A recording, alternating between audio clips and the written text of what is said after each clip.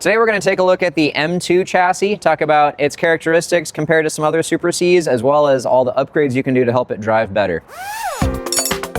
Tech Time Tuesday. So we've got a 2018 M2. This is a Jayco Seneca Super C, and we're going to just walk from front to back. A few weeks ago we did a video looking at a bare S2 RV chassis. Now we've got an M2 chassis with a coach built on it up on our lifts, and we'll talk about some of the differences versus the S2 and some of the upgrades that we have done to this coach. So first, let's talk about the front suspension. On the M2, there are quite a few different front axles that are used. This is a 10K front axle, which is, I believe, one of the lightest that is used for the Super C motorhome applications. And interestingly, on the lighter front axles, they did from the factory come with a front sway bar. You can tell this is a lighter front axle in part by looking at the sticker there, 10K GAWR. Also looking at the springs, we've got basically a spring and a half. If you remember on that S2, we had 2 full leafs. Here we've got 1 full leaf and then 1 half leaf in the front here. Looking at the back, rather than your typical shackle setup, you've got a kind of a slipper spring setup there, which we'll get to that a little bit more later, talk about some unique characteristics there. But back to the front sway bar. So this particular coach came from the factory with the front sway bar, and it had the weaker of the connections to the frame for those end links. Check out our separate video we did talking about that front sway bar and some opportunities for upgrades. But we went ahead, we took off that factory 1.5 inch front sway bar and installed the 1209-156. That includes new heavy-duty connections to the frame for the end links. So this sway bar is going to do a much better job controlling sway, not only because it's a 1/4 inch bigger, 60% stronger, but also because our connections to the frame with those end links are much stronger. Another characteristic of the M2 is that it doesn't really have your traditional bump stop. You've got basically a metal point there, which I don't think you would ever get that much travel in your suspension, but if you did, you're basically dealing with metal to metal contact. So here we've got our front SumoSprings, which are a progressive bump stop. It's a microcellular polyurethane, so rather than having a sudden jarring impact, that's going to give you more of a gradual support as you're getting that travel in the suspension, and it's also going to give you some improved sway control as well. And then we'll step behind the axle here. We've got our Koni EVO shock absorbers. So those are the 9905-1036 versus on the S2 RV, it uses the 9905-1037.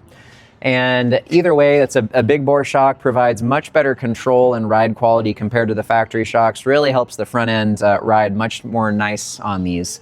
Another thing, this is our trim unit. This is one of the first prototype installs of the trim unit on the M2. So check out additional videos in the future for updates on this product. And I'm going to pause here to say, remember, like and subscribe so that you stay up to date on new products like the trim unit for the M2. We're constantly working on improvements and also coming out with more content to help educate you all. So please like and subscribe to stay informed.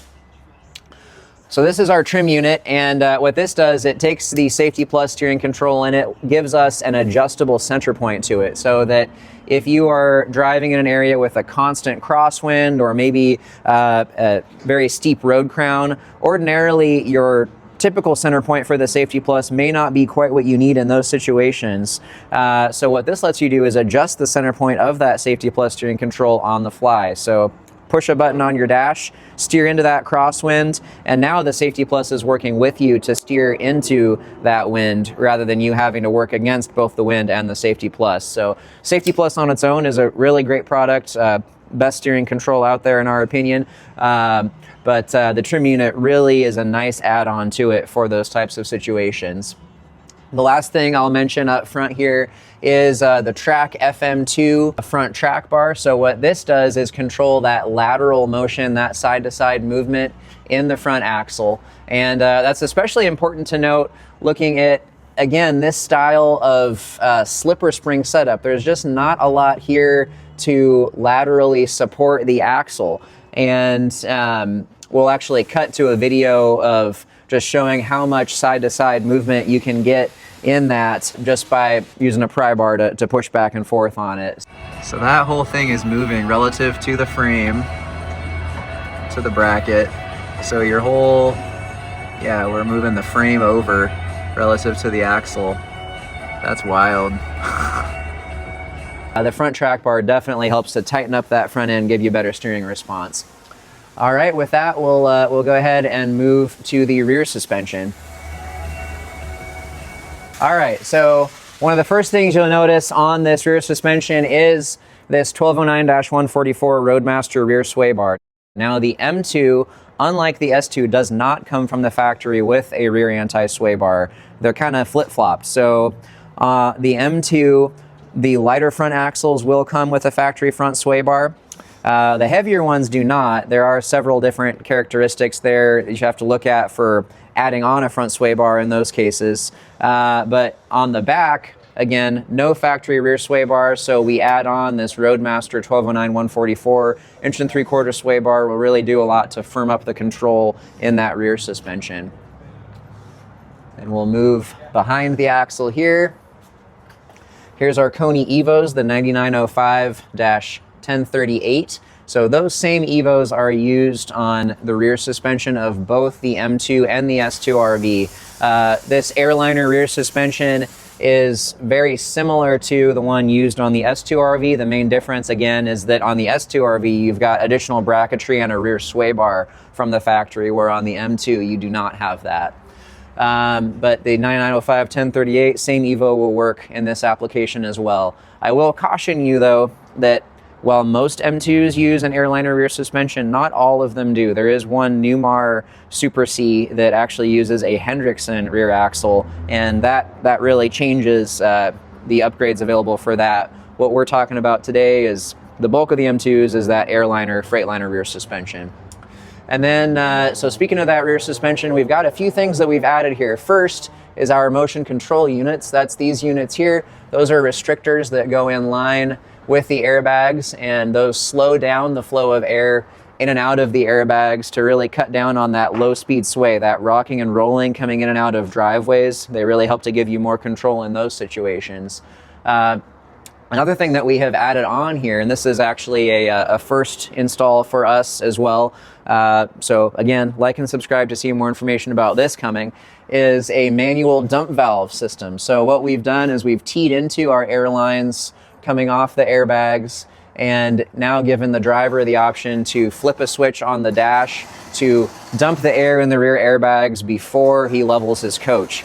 Now, why is that nice? Well, the way this was set up from the factory, there is no way for that air to be manually dumped from the rear suspension, short of maybe bleeding off the air by hitting the brakes repeatedly. That's a pain. So when you go to level this coach, all you can do is go up. Your levelers have to touch the ground and raise the rear of that suspension up to level it. There's no way for it to come down and start from a non-aired up position. So with this manual dump valve setup, that gives you that option. And we've used really sturdy, all-weather rated solenoid valves. And I do want to also point out that we have one separate valve for each side. You may think, oh, I could just tee the two sides together and just use one single valve. You don't want to do that because, as we've noted with our MCUs, side-to-side flow of air in that air system is a major problem. If you were to just tee the two together,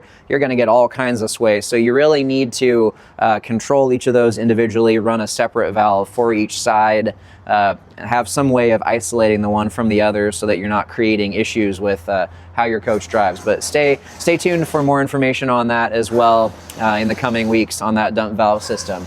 With that gives us an overview of the M2 chassis, some comparisons to the S2, similarities, differences. So if you have any questions on how to help your M2 or other Super C or any other motorhome drive better, please reach out to us. Check out SuperSteerParts.com, give us a call, 888-898-3281, or come visit our shop here at Henderson's Lineup to get work done on site here in Oregon. Until next time, we want to wish you safer and happier driving. Thank you. Tech Time Tuesday.